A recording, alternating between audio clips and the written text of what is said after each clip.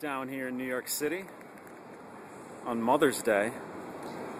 Whoa, what do we got here? Ed Sullivan Theater. What's going on there tonight? I don't know, we'll see.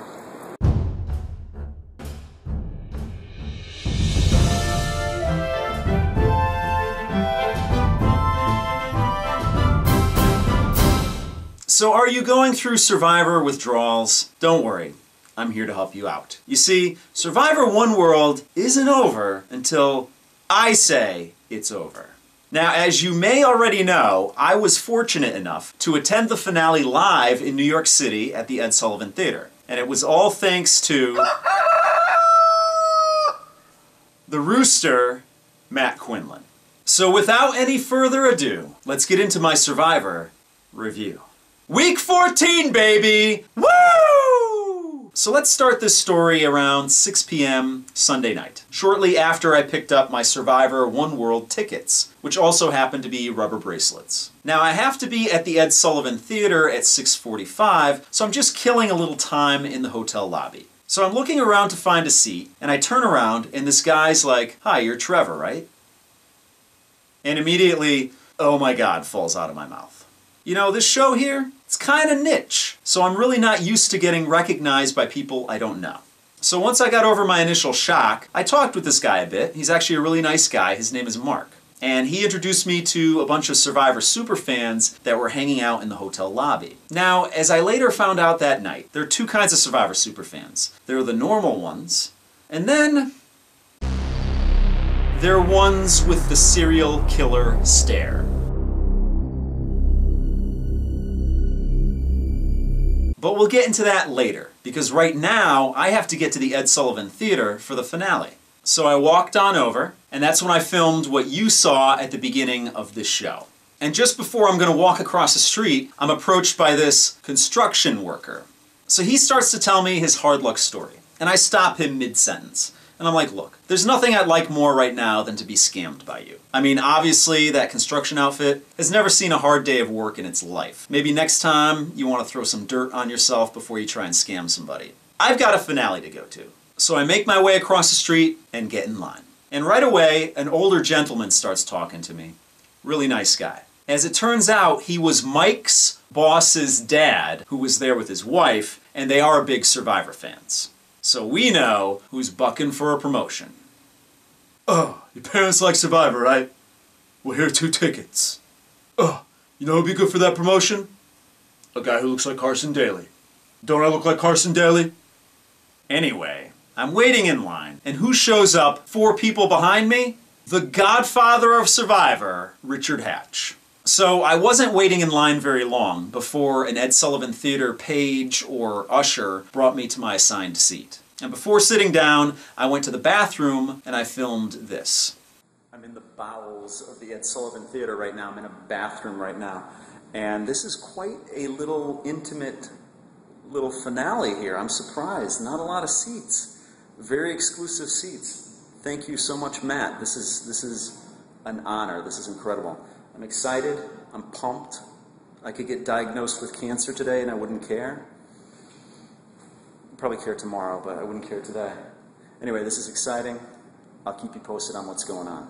So after relieving myself, I go back to my assigned seat and I realize I'm sitting next to 2 beautiful ladies. One's a blonde and one's a brunette. And I'm thinking to myself, I like how this rooster rolls. So as it turns out, the blonde is Matt's girlfriend, Kayla, and she's super nice. So I'm thinking to myself, all right, Matt Quinlan, brother, high five. Nice catch. Now, if it wasn't for Kayla, I wouldn't have a bunch of the pictures I have of myself at the Ed Sullivan Theater, because she actually offered to take some pictures of me, which was really nice of her, because at that time, I was not thinking about pictures. I was thinking, oh my God, this is so cool. I'm at the Survivor finale. Wow. So then it's time to introduce myself to the brunette, who's sitting directly to my left. I said, "Hi, I'm Trevor." And she said, "Hi, I'm Eliza." Eliza as in 2-time former Survivor. Eliza as in one of the girls I nominated for Rob Sesternino's Miss Survivor contest. That Eliza, Eliza Orleans. Yep, that's the one. I was sitting next to her for 5 minutes, and I didn't even know it. Now, I gotta say, if you're gonna sit next to any Survivor at a Survivor finale, Eliza is definitely top 1 or 2 that you want to sit next to. Because she's played this game twice before, so she knows it inside and out. And of course, she's easy on the eyes. I mean, come on. It was literally like sitting in the living room with a friend of mine who loves Survivor as much as I do. Because she'd make little comments here and I'd make little comments there. It was like the icing on the cake, the cherry on the sundae. It was amazing to have Eliza sitting next to me during this event. And on my right side, I had Mike's boss's parents sitting next to me. And like I said before, they love the show and they were ultra nice people. So I really lucked out where I was sitting. I could have ended up sitting next to Jay's friends and family who had never even seen Survivor before. So at this point, everybody's still getting situated, finding their seats. And as it turns out, Sonia, the first ever boot from Survivor, is sitting 2 rows directly behind me. Now, obviously, I'm a fan of Survivor. I've seen every season. But I wouldn't have been able to tell Sonia apart from a dusty, crusty hole in the wall. But fortunately, Eliza was on the ball and recognized her. Now, obviously, this wasn't Eliza's first finale, so she came prepared. She had granola bars, she had Twizzlers, and beef jerky. So every once in a while, out of the corner of my eye, I'd see, and for some reason, it cracked me up. So anyway, it's getting to be around 8 o'clock, and the show's about to start. Now, at this point, no one is on the stage. It's just the audience watching Survivor on all these screens throughout the Ed Sullivan Theater. The show starts and we finally get a full intro. Now, a lot is going to happen in the next 3 hours, so I'm going to condense it to just the high points. So before the first immunity challenge, Alicia starts talking about her favorite subject. Herself. I'm in control of this game. Me, I. Alicia, I know you have a huge ass, and it could probably pull a planet into orbit around it. But take a seat. The world doesn't revolve around you. Shocker, I know, but it doesn't. So then it's time for the immunity challenge. And this challenge includes a balance beam, a puzzle, and a lock. And Kim proves to be the master of unlocking, at least in this challenge, and wins her 3rd immunity in a row. The girl's a warrior, what can I say? So Kim's in a real interesting position. She can go with the Christina and Alicia alliance, or she can go with the Sabrina and Chelsea alliance. And it actually seems like she's leaning toward getting rid of Chelsea. Now Kim tells Alicia that Sabrina and Chelsea are going to be voting for her that night. Which brings me to Survivor Pro Tip number 93. You never want to be the decoy for the vote at Tribal Council. Because if something goes wrong, or somebody's lying to you, you're going home. So it's time to go to Tribal Council. So Jeff Probst asks the girls if they want to make one last statement before the vote, because one of the 4 is going home. Alicia says nope. So then it's time for the vote. And when it's all said and done, Alicia joins the jury. And the audience at the Ed Sullivan Theater cheers. So Kat says, she backstabbed me and Alicia. Well, welcome to Survivor, Kat. Glad you could join us. You would have said the same thing had she gotten rid of Chelsea or Sabrina. So in Alicia's final confessional, she says that she's pulling for Kim and that Christina sucks. That's funny, Alicia, because Christina is still in the game and you're not. So who's the one that sucks again? So back in the Ed Sullivan Theater, Eliza brings something to my attention. And I think all you rabid Survivor fans out there better take a seat and brace yourselves. There are 4 empty seats in the center section, the prime area in the Ed Sullivan Theater. Now I don't know if those seats were reserved for Nyanka, Purple Kelly, and their dates, but I do know that those 4 seats remained empty all night long. Anyway, let's get back to the show. So the girls get back to camp after Tribal Council, and Kim tells Christina that she's been lying to her all this time. To which Christina responds, "It's okay, I understand, it's only a game." Which brings me to Survivor Pro Tip number 17. Even if you feel that Survivor is only a game, Don't tell anybody that, because people who feel that Survivor is only a game make great jurors. Put them on a guilt trip. Make them sweat you on the jury. Tell them that you're going to make their life a living hell if you get voted out. So up next we have Fallen Comrades. And if you don't like it, I don't really care, because I like it. Now, instead of recapping what the survivors thought about their fallen comrades, I'm going to tell you what I thought about them. Courtney. I spoke with her briefly in the hotel lobby, and she is beautiful in person, and super sweet. Nina. Her husband was sitting directly behind me at the finale. And after one of the standing ovations, we cracked skulls. And I'm not talking about, oh, I just bumped my head. I'm talking about cracked skulls. Fortunately, I didn't make him look like her after the first challenge. By the way, both of them, extremely nice people. The Rooster, Matt Quinlan. This guy is a class act. He's the man. And I gotta say, he's got a lot of hero in him. Bill. May your future in comedy be as bright as that suit you were wearing on finale night. Probably won't be, but good luck to you anyway. Monica. Matt introduced me to Monica, and she was very engaging. She didn't know me from a hole in the wall, but she still took interest in my Survivor aspirations. Very classy woman. Colton. Now, I actually met Colton's boyfriend at the finale, and I'd have to say they're both going for that pudgy in a polo look. He seemed like a nice enough guy, but then again, I didn't really get to know him.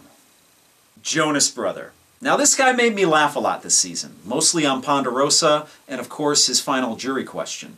Unfortunately, I never got to meet him. Michael. I liked his boss's parents, and his mom was nice. Jay. I got a lot of mileage out of Jay. He will be missed. But dang-a-dang. Leaf. That little man never got into a boat, did he? Damn it! Troyzan. I was at the finale, I was at the after party, but I never met you. I'm bummed. Kat. Now, Matt introduced me to Kat at the after party, and this is the conversation. I shook her hand and I said, "It's a pleasure to meet you." And she said, "No, the pleasure is all mine." And that was it.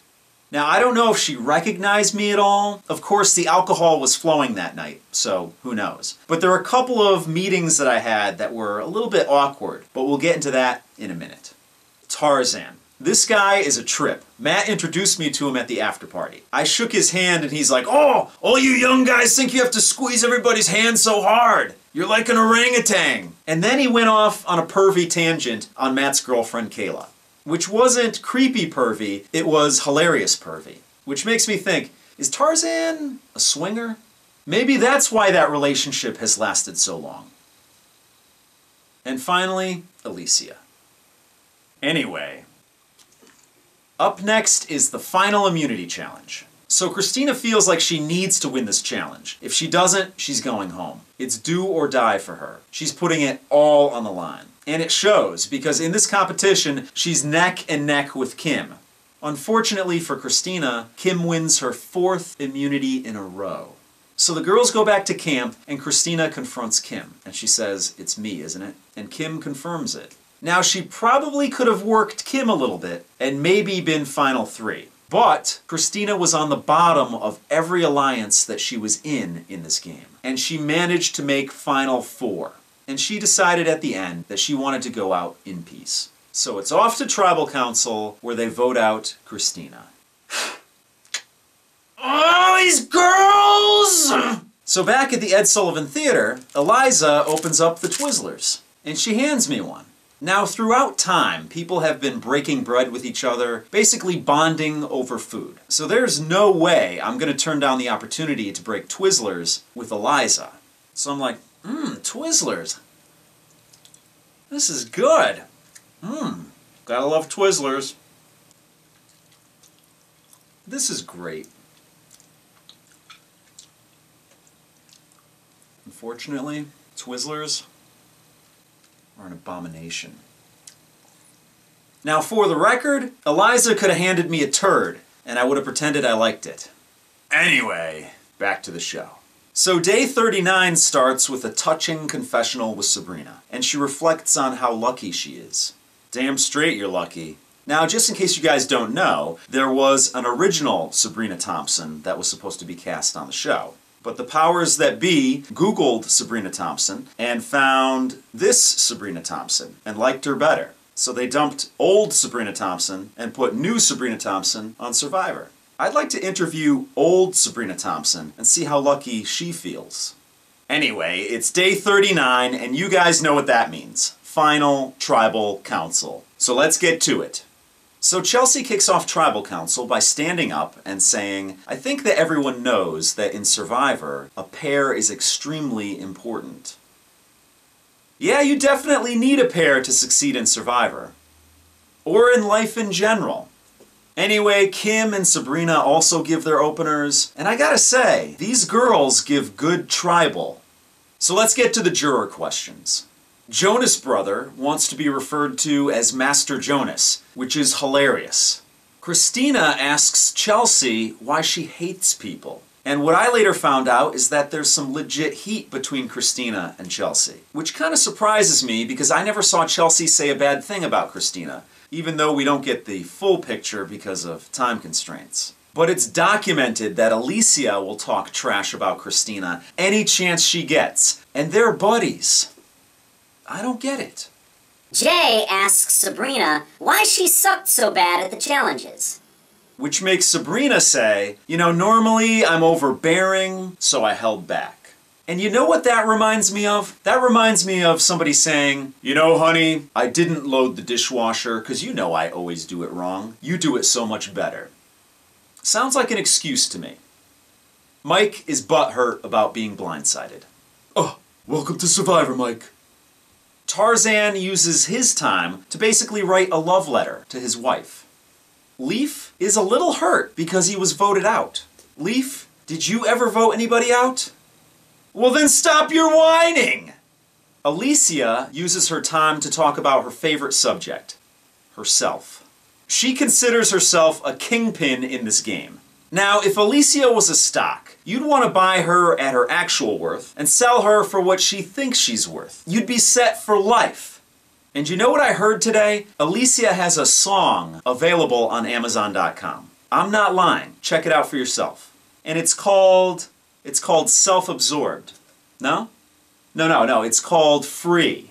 And I've listened to a little bit of it. And it better be free.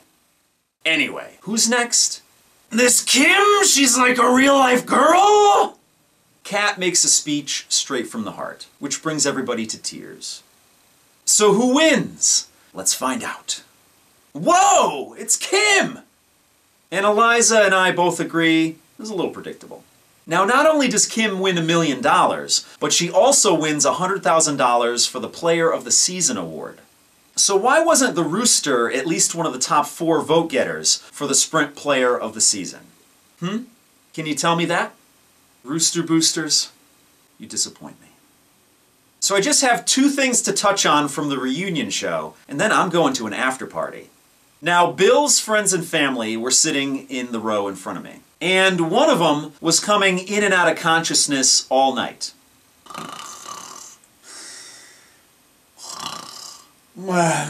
Colton, boo! Boo, Colton, boo!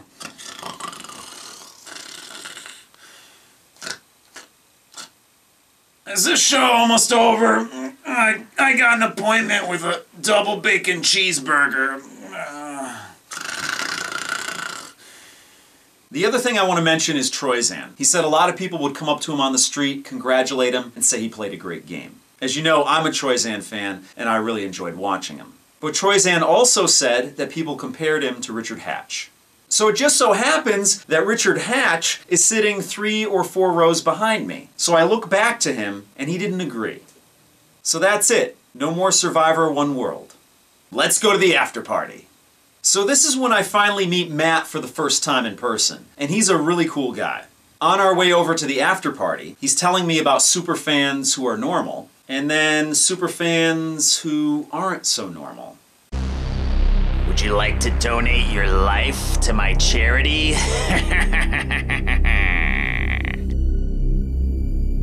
And this really opened my eyes, because I honestly hadn't thought about that stuff before.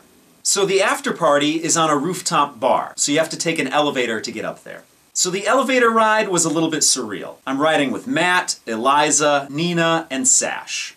So we get up to the club, and the first people I notice are Sophie, Leaf, and Billy Garcia, none of which I talked to. Now, I was on my best behavior, because this is their party. I'm just a guest. I was nice to everybody. I shook Alicia's hand, I shook Colton's hand, and Colton actually recognized me as the guy who talks trash about him on this YouTube show. But it was all good. We were all there to have a good time. So I briefly talked with Papa Bear, and Adam from Big Brother 13 was there. And he was like, "Hey, I know you!" Which made me think, what I do here is kind of niche. I know some of the survivors watch, and some don't. So I was thinking to myself, who knows me and who doesn't know me? Because I do talk some trash here. So it was really interesting when Matt introduces me to Jay.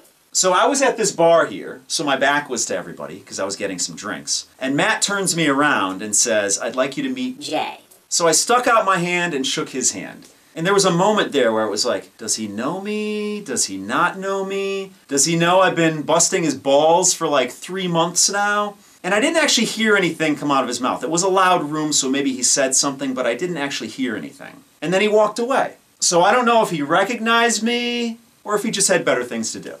The same thing happened when Matt introduced me to Mike on the rooftop.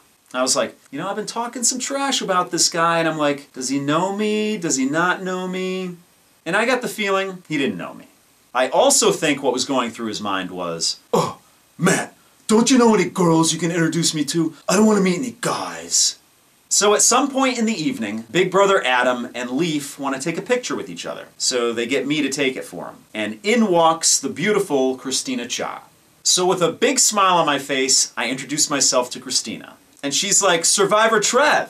So I talked with Christina very briefly and then went up to the roof.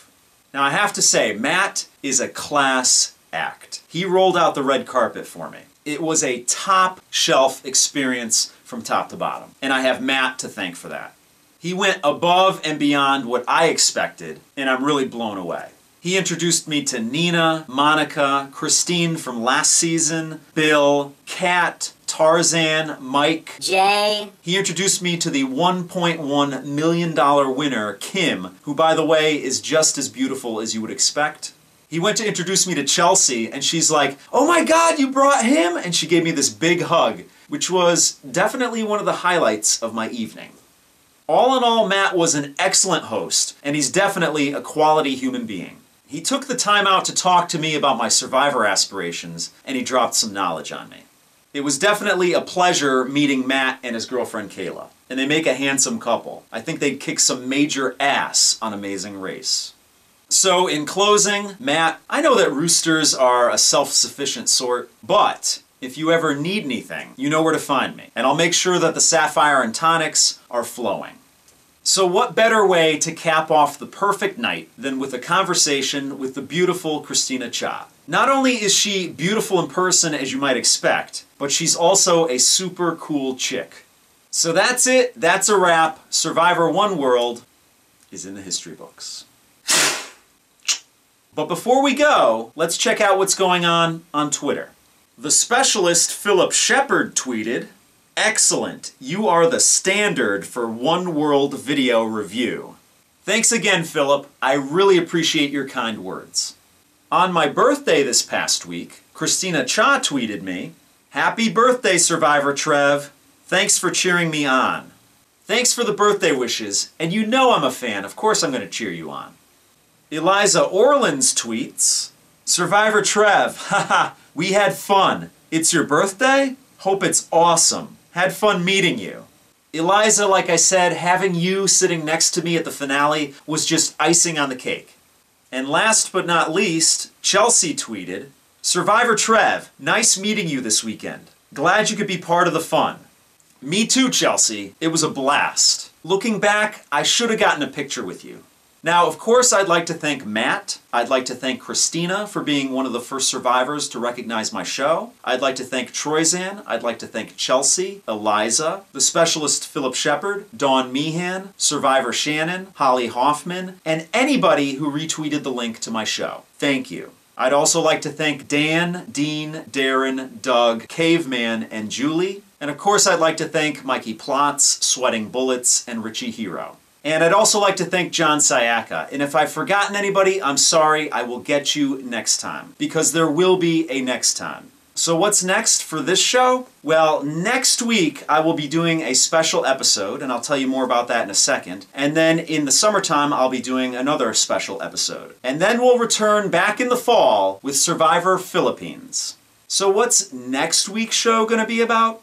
Well, during the commercial break at the live finale, Jeff Probst asked the audience if we thought that Survivor was faltering or if it was going strong. Now, most of the audience cheered that Survivor was going strong, but there was one guy in the audience who said, no, it's faltering. And that joker wanted every season to be an all-star season. Now, I obviously love Survivor, but it could use a little tweaking here and there. So, what I want you guys to do is tell me through Twitter at SurvivorTrev, through Tout at SurvivorTrev, on my Facebook page at SurvivorTrev, or in the comments down below. How would you change Survivor for the better? I'm going to take all the best comments and read them on the show. And then, of course, I'm going to give my input. So you know the drill. Follow me on Twitter and Tout, and friend me on Facebook, and hit the subscribe button right here, and I'll see you guys next week.